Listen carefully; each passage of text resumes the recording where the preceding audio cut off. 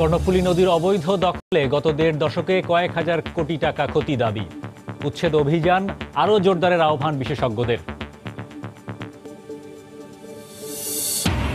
বাস rapid transit প্রকল্পের কাজে যাত্রীদের দুঃস্বপ্নে পরিণত টঙ্গী থেকে গাজীপুর চৌরাস্তা। অসহায় মেয়র, ঠিকাদার প্রতিষ্ঠানের উদাসীনতাকে দুষছে সব পক্ষ। ফার্মার্স ব্যাংকের নতুন নামে যাত্রা গ্রাহকের আস্থা ফেরানোর সুযোগ বলছেন অর্থনীতিবিদরা। নয়া কর্তৃপক্ষের অন্যতম চ্যালেঞ্জ ঋণের টাকা ফেরত পাওয়া। ব্রেক্সিট কার্যকর হলে হোটেল রেস্তোরাঁ সহ বিভিন্ন খাতে সুযোগ বাড়বে প্রবাসী বাংলাদেশিদের।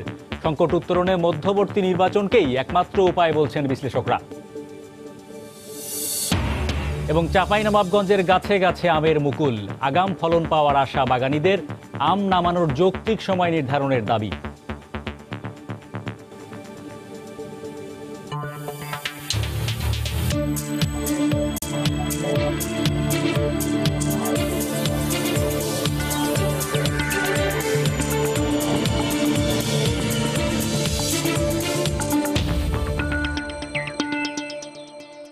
দেখছিলেন শিরোনাম। আমন্ত্রণ জানাচ্ছি দেশ ও দেশের বাইরের অর্থ বাণিজ্যের নানা খবর নিয়ে আমাদের নিয়মিত আয়োজনে সময়ের বাণিজ্য। আপনাদের সঙ্গে আছি আমি হরিপদ সাহা। কর্ণফুলী নদীর অবৈধ দখল শুধু নদীকেই ঝুঁকিতে ফেলেনি, গত ১.৫ দশকে কয়েক হাজার কোটি টাকার ক্ষতি হয়েছে ব্যবসায়ীদের। বিশেষ করে জোয়ারের পানির পাশাপাশি বৃষ্টির পানি নামার পথ বন্ধ হয়ে যাওয়ায় নগরীতে যেমন জলাবদ্ধতার সৃষ্টি হতো, তেমনি দিনের পর দিন ডুবেছিল চাকতাই, খাতুনগঞ্জের ব্যবসা প্রতিষ্ঠান এবং গুদামগুলো। এই অবস্থায় চলমান উচ্ছেদ অভিযান আরও জোরদারের আহ্বান বিশেষজ্ঞদের। বিস্তারিত জানাচ্ছেন কমল দে। ২০১৪ সালে সর্বশেষ জরিপে কর্ণফুলী নদীর দুতীরে ২১১২টি অবৈধ স্থাপনা চিহ্নিত করা হয়েছিল। আর এই গত কবছরে অবৈধ স্থাপনার সংখ্যা আরও বেড়েছে, যেগুলো এখনো তালিকাভুক্ত হয়নি। আর এই অবৈধ স্থাপনার কারণে বিপর্যস্ত হয়ে পড়েছে পুরো বন্দরনগরী চট্টগ্রাম।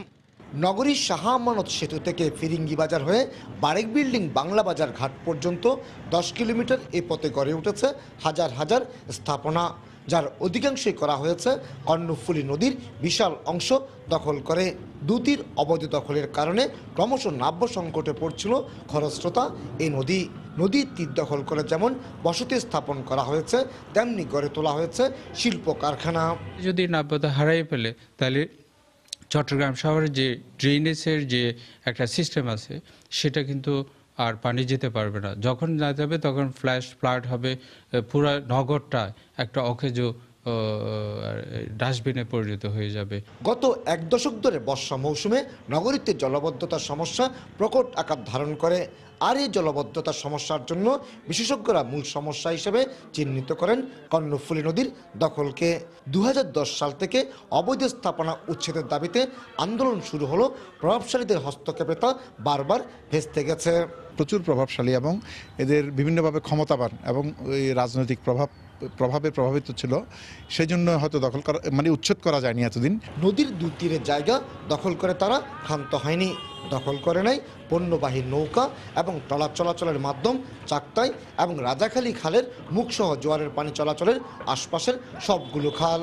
ফলে শুষ্ক মৌসুমও জোয়ারের পানিতে তলিয়ে যায় ব্যবসায়িক প্রাণকেন্দ্র চাকতাই, খাতুনগঞ্জ এবং আসাদগঞ্জ সহ বিস্তীর্ণ এলাকা। গত বর্ষা মৌসুমে পানিতে ডুবে এখানকার ৫০০ কোটি টাকার পণ্য নষ্ট হয়েছে। সব জায়গায় পানি সয়লাভ হয়ে যেত, যার কারণে আমাদের কোটি কোটি টাকার পণ্য নষ্ট হয়ে যেত। ভারতের মিজোরাম রাজ্যের লুসাই পাহাড় থেকে উৎপন্ন হয়ে বঙ্গোপসাগরে মিশেছে ৮৭ কিলোমিটার দীর্ঘ কর্ণফুলী নদী। কমল দে, সময় সংবাদ, চট্টগ্রাম। চট্টগ্রামের কর্ণফুলী নদীর পাড়ে গড়ে ওঠা অবৈধ স্থাপনা উচ্ছেদে দ্বিতীয় দিনের মতো চলছে অভিযান। ভ্রাম্যমাণ আদালত অভিযান পরিচালনা করছে। নগরীর সদরঘাট এলাকা থেকে পতেঙ্গা সার্কেলের ভূমি কর্মকর্তা তাহমিলুর রহমান ও নির্বাহী ম্যাজিস্ট্রেট মোহাম্মদ তহিদুল ইসলামের নেতৃত্বে সকালে অভিযান শুরু হয়। এ সময় বেশ কিছু পাকা ও আধা পাকা দালান গুড়িয়ে দেওয়া হয়। ৩টি জোনে ভাগ করে নগরীতে এ অভিযান চালানো হবে। প্রথমে নগরীর সদরঘাট থেকে বারেক বিল্ডিং মোড় পর্যন্ত ২ শতাধিক অবৈধ স্থাপনা এবং পরবর্তীতে পতেঙ্গা এবং তৃতীয় মোহরা এলাকায় অবৈধ স্থাপনা উচ্ছেদ করা হবে। কর্ণফুলী নদীর তীরে অবৈধভাবে গড়ে ওঠা ২১২৭টি অবৈধ স্থাপনা ২০১৬ সালে উচ্ছেদের নির্দেশ দেন আদালত। এর ২ বছর পর উচ্ছেদে নামল নগর কর্তৃপক্ষ। গতকাল ৮০টি স্থাপনা উচ্ছেদ করা হয়।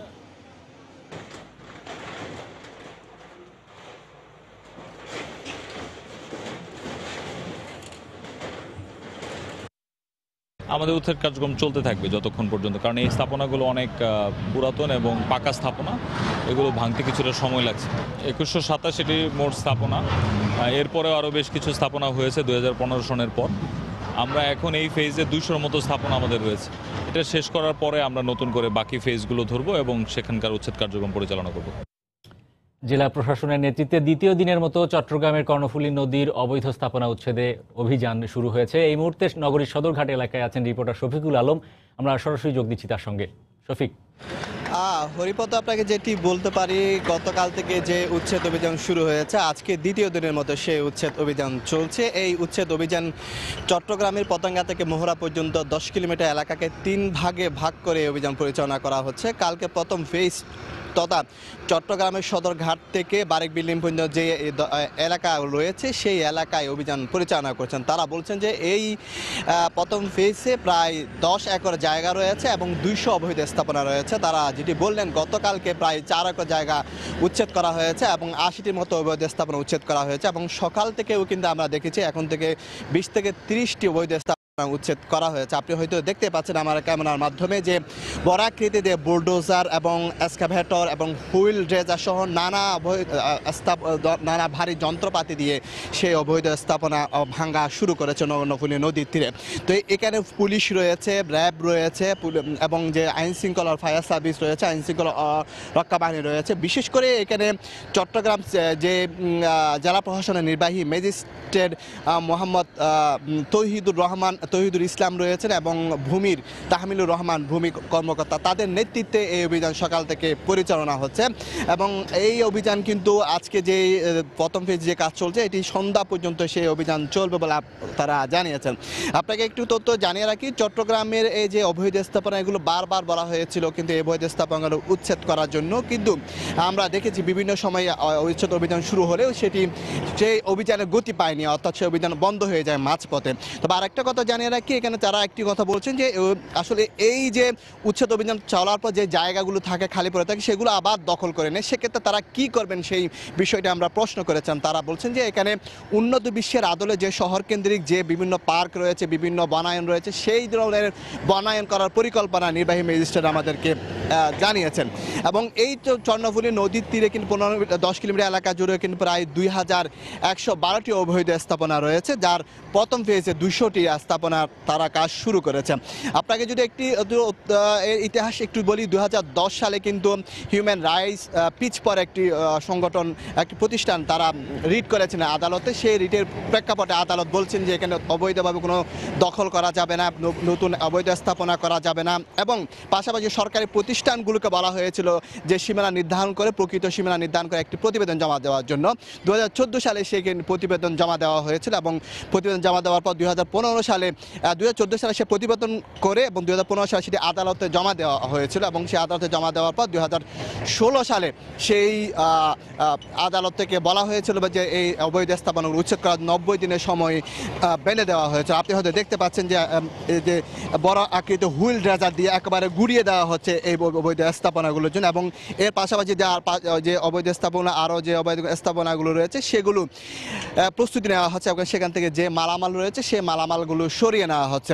তো আজকে যেটি সর্বশেষ যে তথ্যটি বলতে পারি সেটি হচ্ছে আজকে পুরো দিনে অভিযান থাকবে এবং তাহমিলুর রহমান এবং তৌহিদুল ইসলামের নেতৃত্বে অভিযান পরিচালনা হচ্ছে এবং এখানে বন্দর কর্তৃপক্ষ, সিরিয়া এবং ঊর্ধ্বতন কর্মকর্তা রয়েছে।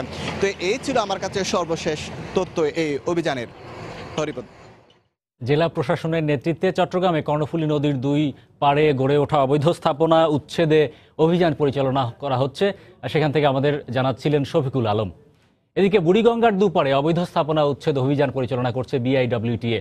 এই মুহূর্তে সেখানে আছেন মাহমুদ রাকিব, আমরা সরাসরি যোগ দিচ্ছি তার সঙ্গে। রাকিব। হ্যাঁ হরে, ঢাকার চারপাশের নদীর যে দখলমুক্ত করার অভিযান তা আজ দ্বিতীয় ধাপে শুরু হয়েছে। আপনি জানেন যে গত সপ্তাহে 3 দিন অভিযান করে মোট 445 স্থাপনা উচ্ছেদ করা হয়েছিল। তা আমরা দেখেছি আজ সকাল 10:30টার পর থেকে বুড়িগঙ্গা নদীর যে কামরাঙ্গীরচর এলাকা সেখানে আপনি দেখছেন এই মুহূর্তে অভিযান চলছে এবং এই অভিযানটি আবারও কিন্তু মোটামুটি 3 দিন চলবে বলে জানিয়েছে। তা আমরা সকালে এসে দেখেছিলাম এই পুরো এলাকাটিতে প্রায় 8 থেকে 10টি সমিল ছিল এবং প্রায় 7-8টি দোতলা 3তলা ভবন ছিল যেখানে বিভিন্ন কারখানা মূলত স্থাপনা করা হয়েছিল অবৈধ নদীর জায়গার উপরে, তো সেগুলো কিন্তু ইতিমধ্যে উচ্ছেদ করা হচ্ছে। আপনি দেখছেন যে বিএডব্লিউডি এর যে এক্সকাভেটর রয়েছে তা দিয়ে এই মুহূর্তে এখানে আমরা ঠিক এখন যেখানে এক্সকাভেটরটি রয়েছে এখানেও কিন্তু আমরা দেখেছি দুইটি দোতলা ভবন ছিল, সেগুলো ইতিমধ্যে গুড়িয়ে দেওয়া হয়েছে। আপনি জানেন যে বিএডব্লিউডিকে ঢাকার চারপাশের যে নদীগুলো রয়েছে বুড়িগঙ্গা, তুরাগ সহ এই নদীর যত অবৈধ স্থাপনা আছে তা সবগুলো উচ্ছেদ করবে বলে তারা কিন্তু অভিযান শুরু করেছে। তো আপনি দেখছেন যে এখন আমি আপনাকে যে জায়গাগুলো দেখাচ্ছি সবগুলো জায়গাতেই কিন্তু এমন বেশ কয়েকটি সমিল ছিল, ট্রলি মিল ছিল। তা আপনি দেখছেন ঠিক বাম পাশে আরেকটি যে এক্সকাভেটর তা দিয়ে সেগুলো গুড়িয়ে দেওয়া হচ্ছে এবং তার পাশে আপনি দেখছেন যে একটি 7তলা ভবন আছে, সে ভবনটিও কিন্তু ইতিমধ্যে সামনের অংশ 1তলা, 2তলা, 3তলা, 4তলা পর্যন্ত পুরোপুরি ভেঙে দেওয়া হয়েছে। বলা হয়েছে যে বিএডব্লিউডি এর যে জমি রয়েছে, নদীর যে জমি রয়েছে, সেই জমির জায়গা দখল করে এই বড় বড় স্থাপনাগুলো করা হয়েছে।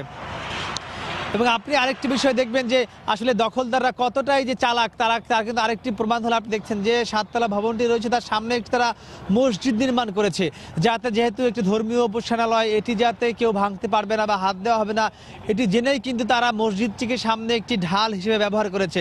তো এই সব মিলে কিন্তু এভাবেই আপনি দেখছেন যে এর পাশাপাশি আমরা দেখেছি যে নদীর জায়গা দখল করে বিভিন্নভাবে গাছ লাগায়, দখলদাররা গাছ লাগিয়ে জায়গা দখল করে।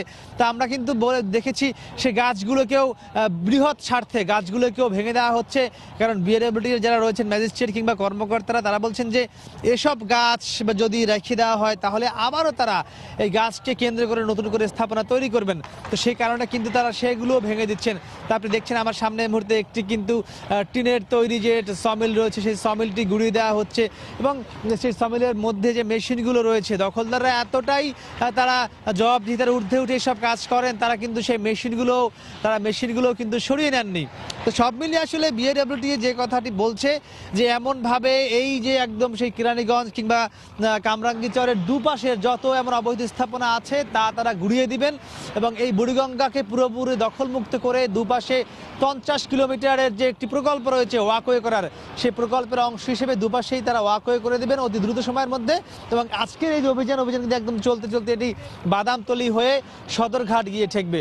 তো মোটামুটি আজকে যতক্ষণ অভিযান চলে আমরা দেখি কত দূর যেতে পারে বিএডব্লিউডি। আমার কাছে এই ছিল বিএডব্লিউডির উচ্ছেদের সবশেষ খবর। হরি দর্শক, বুড়িগঙ্গা নদীর দুপারের অবৈধ স্থাপনা উচ্ছেদে অভিযান পরিচালনা করছে বিআইডব্লিউটিএ, সে খবর আমাদেরকে জানাচ্ছিলেন সহকর্মী মাহমুদ রাকিব। টঙ্গী থেকে গাজীপুর চৌরাস্তা এই 12 কিলোমিটার পথ পাড়ি দিতে 12 মাসই দুর্ভোগে পোহাতে হয় সাধারণ মানুষকে।